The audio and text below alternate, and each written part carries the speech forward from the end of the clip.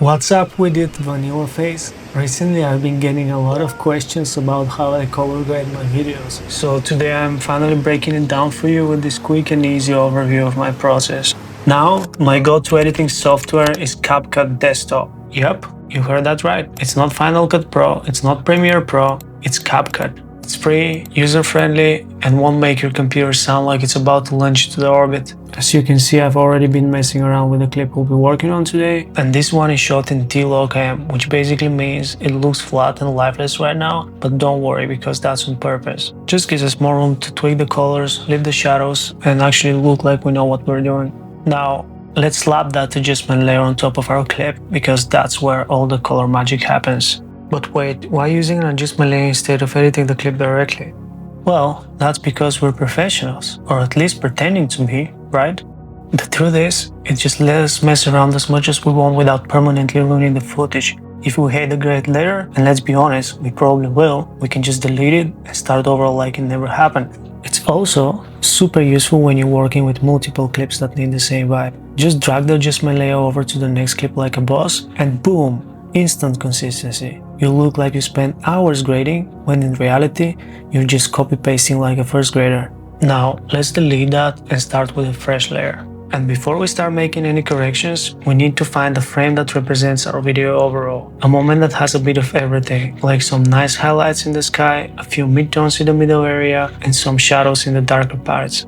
Now we're heading to the color panel, and first up is the exposure. If your footage looks like it was shot in a cave, crank it up a bit, but don't go full blast. Subtle adjustments are the key. Next, let's talk about contrast. That's what gives your footage a real depth and punch. Adding a little bit will make the shadows deeper and the highlights shine. Just try to find the sweet spot and don't overdo it. From here, we'll quickly go back to the white balance for a very small adjustment, using the temperature slider to make things look more natural, like a daylight, but not the kind that burns your retinas, you know. And next in line is the saturation, which is the place where you have a bit more freedom than usual. You can confidently play around with the slider as long as you don't give the warm tones that typical radioactive glow, because you definitely don't want that. Now, scrolling down to the highlights, here, let's bump those to around, no, maybe that's too much, to around 5, maybe 6 or so, which will be just enough to make the bright areas pop a little more. Right below is the shadow, not much to do here either, somewhere between, I don't know, maybe 6, 5. Looks good to me in order to bring some more detail in the darker spots. Or maybe a little more, let's see, maybe 9. Okay. Next up, brilliance. I normally go negative here, maybe to around -7, which will slightly polish the overexposed areas and bring back some detail and contrast. And that looks good to me. Moving down to clarity.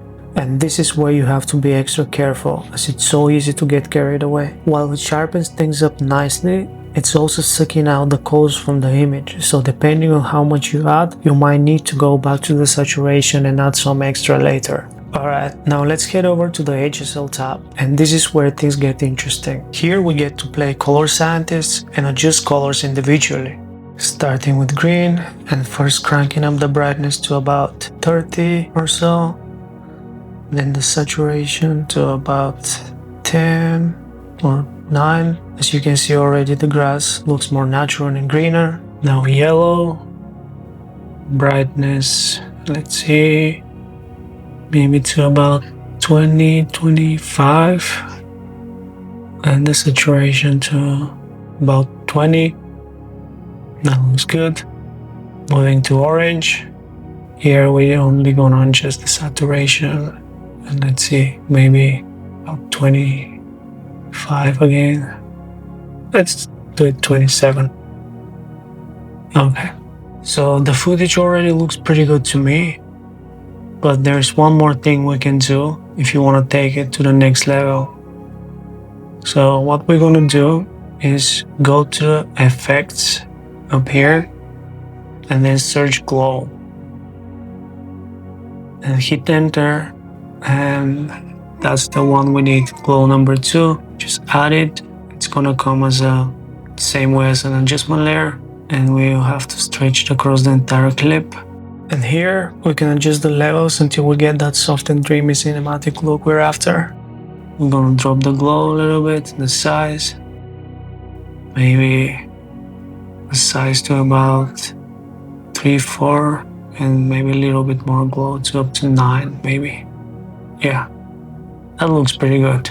Now, if you're happy with how it looks, you can totally stop here. It's perfectly fine. The footage looks already great and complete. But if you're chasing that smooth buttery motion blur vibe, you can just stick motion blur here from the basic tab and use the sliders for your preferred blur strength. In my case, I don't need any, as the original footage already has a decent amount of motion blur, but I'll still do it for the sake of this video, just to show you how it works.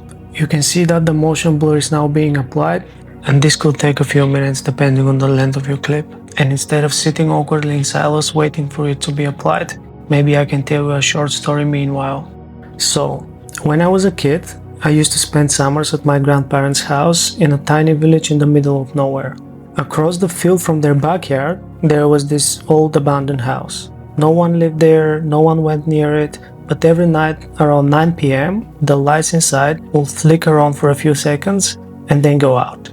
Naturally, being a curious 90s kid with zero self-preservation instincts, I decided I had to investigate. So I told my cousin about it, and of course he was in. So we waited until sundown, grabbed the flashlight and snuck across the field.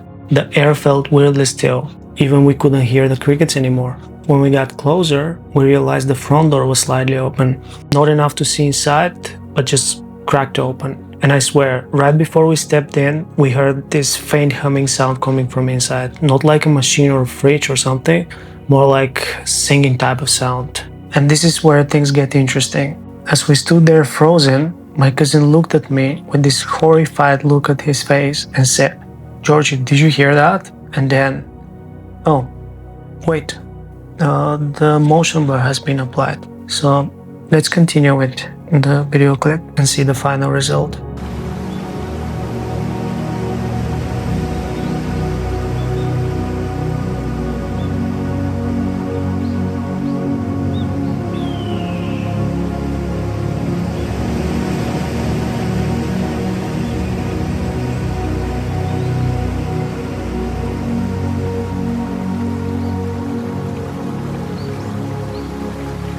Okay, let's watch this one more time because I'm out of footage and I need about 30 more seconds. And if you actually learned something, first of all, I'm impressed. And second, go ahead and like and subscribe and share this video with your uncle, with your friend's dog. You can email it to your boss. And thanks for watching, and like and subscribe. And I don't know, stay hydrated and watch this next video. Bye.